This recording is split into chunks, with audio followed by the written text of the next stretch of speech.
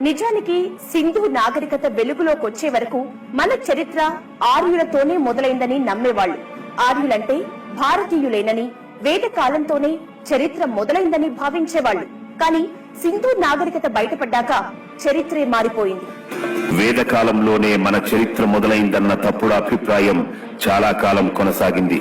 కానీ అది తప్పని సింధు నాగరికత నిరూపించింది. దీంతో ఈ వాదనకు తెరపడింది. ఇంతకీ వేదకాలం ఎప్పుడు మొదలైంది, అప్పుడు ఎవరున్నారో అన్న విషయాలపై సరైన సమాచారం లేదు. ఇప్పటి వరకు దొరికిన ఆనవాళ్లను బట్టి ఆర్యులు మన దేశానికి వలస వచ్చారనే చరిత్రకారులు తేల్చారు. మొదట వచ్చిన ఆర్యులు సింధు నాగరికతను ధ్వంసం చేశారనే వాదన కూడా ఉంది. నిజానికి వలస వచ్చిన ప్రాంతాలను బలవంతంగా సొంతం చేసుకునే అలవాటు ఆర్యుల్లో ఉంది. అప్పటికే వారి దగ్గర ఆయుధాలు ఉన్నాయి. ఈ ఆయుధాలతోనే ఇక్కడున్న ప్రజలను భయభ్రాంతులు చేసేవారని తెలుస్తోంది. ఆర్యుల దండయాత్రల తీరును బట్టి వారు సింధు నాగరికతపై దాడి చేసి ఉండొచ్చన్న అభిప్రాయం బలపడింది.